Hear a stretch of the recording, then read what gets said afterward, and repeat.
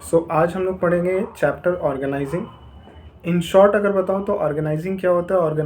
Organising एक ऐसा process होता है जिसमें हम लोग एक सेट ऑफ प्लान इम्प्लीमेंट करते हैं by job allocation, by resource allocation, by establishment of working relationship. इन सब चीज़ों की मदद से हम लोग क्या कोशिश एक ऐसा प्लान इम्प्लीमेंट करते हैं जिससे कि हम लोग ऑर्गेनाइजेशनल ऑब्जेक्टिव को फुलफिल कर सकें। ठीक है, इसका जो प्रोसेस होता है वो 4 स्टेप्स में बटा हुआ है। सबसे पहला identification and division of work. सबसे पहले हम लोग वर्क को आइडेंटिफाई करते हैं कि कौन कौन सा काम है हमारे पास। दूसरा डिपार्टमेंटलाइजेशन, फिर उसको वेरियस डिपार्टमेंट के बेसिस पे हम लोग उसको क्या करते हैं, बाइफरकेट करते हैं, बांटते हैं। तीसरा असाइनमेंट ऑफ ड्यूटीज़, अलग अलग लोगों को हम लोग क्या करते हैं, ड्यूटी प्रोवाइड करते हैं। और लास्ट में रिपोर्टिंग रिलेशनशिप इस्टेब्लिश करते हैं। रिपोर्टिंग रिलेशनशिप मतलब अगर आप किसी को काम दे रहे हैं तो वो किसको रिपोर्ट करेगा, ऐसे रिलेशनशिप्स जो होते हैं हमारा इस्टेब्लिश करना भी बोलते हैं रिपोर्टिंग रिलेशनशिप एस्टेब्लिशमेंट। ठीक है, सबसे पहला है हमारा identification and division of work. इस प्रोसेस में हम लोग एनालाइज करते हैं और आइडेंटिफाई करते हैं कि ऑर्गेनाइजेशन में टोटल कितना वर्क है, और ये आइडेंटिफिकेशन करने के बाद हम लोग फर्दर डिवाइड करते हैं इन जो डिफरेंट वर्क्स हैं, डिफरेंट जो हमारे प्रायोरिटी बेसिस पे जितने वर्क्स हैं उनको हम लोग वेरियस स्मॉल टास्क में डिवाइड करते हैं in according with formulated plan. In according with formulated plan का मतलब क्या हुआ कि अगर हम एक्सपेक्ट करें सबका, किसी भी बिजनेस ऑर्गेनाइजेशन का, जैसे कि चैप्टर 4 में आपने प्लानिंग पढ़ा होगा तो उसमें प्लानिंग के बारे में आपने सब कुछ देखा होगा। उस वक्त पे आपने देखा होगा कि आपका जो प्लान किस तरीके से बनता है, कितने तरीके का प्लान होते हैं, single use plan, standing plan, ये सब। तो ऑर्गेनाइजिंग में क्या होता है कि हम लोग इन्हीं प्लान्स के बेसिस पे अपने वर्क्स को छोटे छोटे टास्क में डिवाइड करते हैं और फिर क्या करते हैं, ये मेनली जो है ऑर्गेनाइजिंग क्यों किया जाता है, ये identification and division of work इसलिए किया जाता है कि कोई वर्क रिपीट ना हो। एक ही वर्क 4 आदमी कर रहा है, wastage of time, wastage of resource, तो इससे बचने के लिए ये किया जाता है। ठीक है, आफ्टर दैट दूसरा होता है हमारा डिपार्टमेंटेशन या डिपार्टमेंटलाइजेशन। वर्क आइडेंटिफाई करने के बाद हम लोग जितने एक एक ग्रुप वाइज जो है वर्क्स को बांटते हैं। जैसे फाइनेंस रिलेटेड जो है फाइनेंस डिपार्टमेंट में जाएगा, परचेज रिलेटेड जो है परचेज डिपार्टमेंट में, production related production department, marketing related marketing department. तो on the basis of department हम लोग प्रोडक्ट्स को बांट देते हैं, ग्रुपिंग कर देते हैं। उसके बाद असाइनमेंट ऑफ ड्यूटीज़ असाइन करते हैं। ये बड़ा ही इंपॉर्टेंट टास्क है। क्या है, तो भाई जितने भी एम्प्लॉयज़ हैं ऑर्गेनाइजेशन में, उनके स्किल्स और कैपेबिलिटीज़ के बेसिस पे हम लोग उनको वर्क प्रोवाइड करते हैं कि आपको इतने दिनों में इतना वर्क कंप्लीट करना है, आपका ये टारगेट है एंड ऑल। अच्छा, ये जो वर्क का असाइनमेंट होता है, ड्यूटीज़ का जो असाइनमेंट होता है, ये after proper analysis of efficiency and effectiveness of employ के बाद होगा। ठीक है, कौन सा एम्प्लॉय कितना ज़्यादा इफिशिएंट है, हम उसको ओवरबर्डेंड कर दें, जो वो कर सकता है वो भी नहीं कर पाएगा, हम उसको कम टास्क दें तो हम लोग का जो रिसोर्स है उसका वेस्टेज होगा। तो प्रॉपर एनालिसिस होता है इफेक्टिवनेस और एफिशिएंसी का। आफ्टर दैट हम लोग ड्यूटीज़ को असाइन करते हैं। देन सबसे लास्ट स्टैब्लिशिंग रिपोर्टिंग रिलेशनशिप।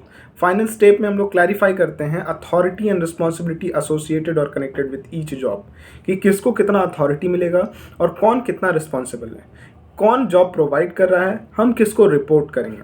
ठीक है, हर एक इंडिविजुअल को पता होना चाहिए कि उसका सुपेरियर कौन है, उसके सबऑर्डिनेट कौन है, ताकि वो सुपेरियर सबऑर्डिनेट रिलेशनशिप स्टैब्लिश कर सके, वो भी अच्छी तरीके से। ठीक है, इससे क्या होगा, एक फॉर्मल स्ट्रक्चर तैयार होगा और we can say that a scalar chain is formed in which authority goes from top to bottom. ठीक है, स्केलर चेन में हमारा क्या होगा, जो अथॉरिटी है वो घूमेगा। स्केलर चेन क्या होता है, प्रिंसिपल ऑफ मैनेजमेंट में हम लोगों ने पढ़ा था। स्केलर चेन क्या होता है कि हमारा टॉप से बॉटम में जो इस तरीके से लाइन होता था, टॉप से बॉटम में हमारा ये होता था, अथॉरिटी डिस्ट्रीब्यूट किया जाता था। तो वही चीज़ यहाँ पर बता रहा है। ठीक है, आफ्टर दैट, अच्छा ये नोट्स मैं नीचे लिंक दे दूँगा, आप लिंक कॉपी कर सकते हो या फिर एक बार कहीं पे लिख लेना। अगर कॉपी नहीं हो रहा होगा तो लिख के और उसको ये क्रोम पे या कहीं पे भी वो चीज़ को कॉपी करोगे तो आपको डायरेक्ट ड्राइव पे पहुंचा देगा जहाँ पर ये नोट्स आपको मिलेंगे। After that importance of organising का इम्पॉर्टेंस क्या है।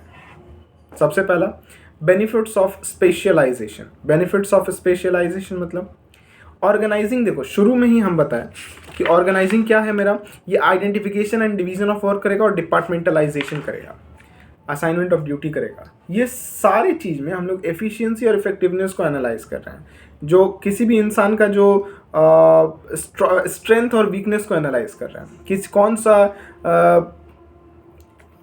स्पेशलिटी के बेसिस पे हम लोग वर्क को असाइन कर रहे हैं। तो ये स्पेशलिटी जो हमको क्या प्रोवाइड करेगा, स्पेशलाइजेशन। हम लोग क्या करते हैं ऑर्गेनाइजिंग में, सही इंसान को अगर सही काम दिया जाए और उसको एक अप्रोप्रिएट टाइम दिया जाए उस काम को करने के लिए, तो जो काम का एफिशिएंसी और इफेक्टिवनेस है वो बढ़ जाता है, जो पॉसिबल हो पाता है ऑर्गेनाइजिंग की मदद से। प्रॉपर एलोकेशन करेंगे हम लोग रिसोर्सेज का, तो इफिशिएंसी और इफेक्टिवनेस बढ़ेगा ही बढ़ेगा। और कंटिन्यूअस वर्किंग, अगर कोई इंसान को, हम कोई भी एम्प्लॉय को किसी स्पेसिफिक डिपार्टमेंट में असाइन करते हैं, तो उस सिचुएशन में हमारा क्या होगा कि कंटिन्यूअसली वो वहाँ पर काम करता रहेगा, तो उसका efficiency day by day improve करेगा, ना कि डिक्रीज करेगा। ठीक है। आफ्टर दैट दूसरा है clarity in working relationship. Clarity in working relationship क्या होगा, अभी लास्ट में बताया, स्टैब्लिशिंग रिपोर्टिंग रिलेशनशिप। ये क्या है, हमें पता होगा कि हमारा सुपेरियर कौन है, हमें पता होगा हमारा सबऑर्डिनेट कौन है, ताकि हम इफेक्टिव मैनर में सुपेरियर सबऑर्डिनेट रिलेशनशिप स्टैब्लिश कर सकें। ठीक है। ये हमको ऑर्गेनाइजिंग जो है हमको मदद करता है, हमें मदद करता है किस चीज़ में, हमारा अथॉरिटी, हमारा रिस्पॉन्सिबिलिटी फिक्स करने में मदद करता है। After that optimum utilisation of resources. Organising का पूरा कहानी है कि implementation of a plan so that allocation of resources, human resources या physical resources, for their optimum utilisation. तो ऑर्गेनाइजिंग में हम ये चीज़ एनालाइज करते हैं कि कौन से रिसोर्स का ज़रूरत कहाँ पर सबसे ज़्यादा है। उस सिचुएशन में हमारा जो रिसोर्सेज है वो मैक्सिमम सेटिस्फैक्शन प्रोवाइड करेगा, ऑप्टिमम यूटिलाइजेशन होगा रिसोर्स का। Next, adaptation to change. Organising जो है वो रिकंस्ट्रक्शन ऑफ ऑर्गेनाइजेशन भी कहा जाता है। इस वजह से ऑर्गेनाइजिंग जो है किसी भी बिजनेस ऑर्गेनाइजेशन को बिजनेस इन्वायरमेंट में डायनेमिक बनाता है, so that it can be change according to the change in the environment.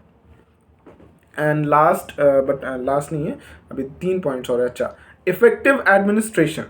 ठीक है। इफेक्टिव एडमिनिस्ट्रेशन क्या है, इसमें क्या होता है हमारा कि हम लोग एलोकेशन करते हैं जॉब का, पोजीशन का, अथॉरिटी का, रिस्पॉन्सिबिलिटी का, as per the skills and capabilities of employ. अब ये करने की वजह से कोई कंफ्यूजन क्रिएट नहीं होगा, मिसअंडरस्टैंडिंग क्रिएट नहीं होगी। सबको पता है कि उसका काम क्या है, सबको पता है कि कौन किसको कब रिपोर्ट करने वाला है, तो कोई मिसअंडरस्टैंडिंग, मिसकंसेप्शंस नहीं होंगे, जिस वजह से तुम्हारा इफेक्टिव एडमिनिस्ट्रेशन भी एक ऑर्गेनाइजिंग का बड़ा इंपॉर्टेंट फंक्शन है। उसके बाद डेवलपमेंट ऑफ पर्सनल। सही इंसान को, अब एक स्पेसिफिकली मैं एग्जांपल देता हूँ, अगर कोई एक चार्टर्ड अकाउंटेंट है, अगर हम उसको एक मजदूर की तरह फैक्ट्री में काम कराते हैं, तो क्या वो कभी भी इफेक्टिवली काम कर पाएगा? नहीं कर पाएगा। और अगर किसी मजदूर को CEO बना दो, क्या वो कभी इफेक्टिवली काम कर पाएगा? नहीं कर पाएगा। सो ऑर्गेनाइजिंग क्या करता है, स्किल्स एंड कैपेबिलिटीज़ को एनालाइज करके उनको अप्रोप्रिएट पोजीशन प्रोवाइड करता है। And last, expansion and growth. जब सब कुछ एलोकेशन सही से हो रहा है, सारा एफिशिएंसी इफेक्टिवनेस में इंप्रूवमेंट हो रहा है, तो ऑब्वियस सा बात है कि कंपनी डेवलप करेगी, एक्सपैंड करेगी, ग्रो करेगी। ओके। फिर ऑर्गेनाइजेशन स्ट्रक्चर। ऑर्गेनाइजेशन स्ट्रक्चर क्या होता है? ये एक फ्रेमवर्क होता है जिसके अंडर में पूरा ऑर्गेनाइजेशन काम करता है। इन शॉर्ट, कि ऑर्गेनाइजेशन के पूरा ऑर्गेनाइजेशन का जो पूरा स्ट्रक्चर होता है, जो हमारा, किस तरीके से समझाएं, ऑर्गेनाइजेशन स्ट्रक्चर का मतलब होता है कि पूरा ऑर्गेनाइजेशन जो है अलग अलग ग्रुप्स में बटा हुआ हो। ठीक है। या तो प्रोडक्ट बेसिस पे या तो फंक्शन बेसिस पे। ठीक है। और उसमें जो स्पेसिफिक ग्रुप है वो स्पेसिफिक ही काम करे। स्पेशलिटी के बेसिस पे हम लोग डिपार्टमेंट या फंक्शंस के बेसिस पे हम लोग डिपार्टमेंट्स बनाए। ठीक है। सो ये एक ऐसा framework, it refers to a framework within which the overall activities of the organisation are performed. It includes task related to various departments. अगर डिपार्टमेंट वाइज है तो डिफरेंट डिपार्टमेंट से रिलेटेड टास्क होंगे। दूसरा, relation between people, work and resources. और तीसरा, proper clarification over superior subordinate relationship. ये सारा पढ़ के आ रहे हैं हम लोग ऑर्गेनाइजिंग का। ठीक है। तो एक ऑर्गेनाइजेशन स्ट्रक्चर क्यों ज़रूरी है किसी भी ऑर्गेनाइजेशन को समझने के लिए, कि किसी भी ऑर्गेनाइजेशन का ऑर्गेनाइजेशनल स्ट्रक्चर ये होना चाहिए या ये नहीं होना चाहिए, क्या चेंजेस लाने चाहिए, क्या चेंजेस नहीं लाने चाहिए, ये क्यों इम्पॉर्टेंट है। तो डे टू डे हमारा जो बिजनेस इन्वायरमेंट है वो डायनेमिक होता जा रहा है, और कंसेक्यूटिव चेंजेस के कारण हम कई बार जो मार्केट कम्पिटिटिवनेस है उसमें हम लैग कर जाते हैं। तो उस सिचुएशन में ऑर्गेनाइजेशन स्ट्रक्चर अगर हमें पता है बहुत अच्छे से, तो उस सिचुएशन में हम क्या करेंगे, उस पूरे ऑर्गेनाइजेशनल स्ट्रक्चर में चेंजेस लाएंगे और जो भी मार्केट में चेंजेस आ रहे हैं उनको कोप अप करेंगे। ठीक है, क्यों जरूरी है ऑर्गेनाइजेशन स्ट्रक्चर को समझ, why is it necessary to have organisation structure, एक स्पेसिफिक एक प्री डिटरमाइंड ऑर्गेनाइजेशनल स्ट्रक्चर क्यों जरूरी है। एक सोल प्रोप्राइटरशिप फॉर्म में एक तो वो बहुत छोटा होता है, तो एक इंसान मैनेज कर सकता है, लेकिन जैसे जैसे कोई भी फॉर्म बड़ी होती चली जाएगी, जैसे पार्टनरशिप फॉर्म, फिर उससे कंपनी बनेगी, कंपनी में भी जो तुम्हारी लार्ज कंपनीज आ गई, तो क्या लार्ज कंपनी एक इंसान मैनेज कर सकता है, नहीं कर सकता है। देयरफॉर हम लोग क्या करते हैं कि पूरे ऑर्गेनाइजेशन को वेरियस डिपार्टमेंट्स में बांट देते हैं, और हर एक डिपार्टमेंट का एक हेड होता है जो स्पेशलाइज्ड होता है उस फंक्शन में, और वो क्या करता है, मैनेज करता है चीज़ों को। इस वजह से हमारा जो वर्क है वो इफेक्टिवली और एफिशिएंटली मैनेज हो पाता है, वेस्टेज ऑफ रिसोर्सेज नहीं होता है। ठीक है, और सारे मेंबर्स में कोऑर्डिनेशन भी बना रहता है। ठीक है, चलिए ये आपका एक पार्ट हो गया। इसके बाद दूसरा पार्ट में फिर आगे हम बढ़ेंगे, तो टाइप्स ऑफ ऑर्गेनाइजेशनल स्ट्रक्चर, उसके एडवांटेजेस वगैरह हम लोग देखेंगे। चलिए, थैंक यू।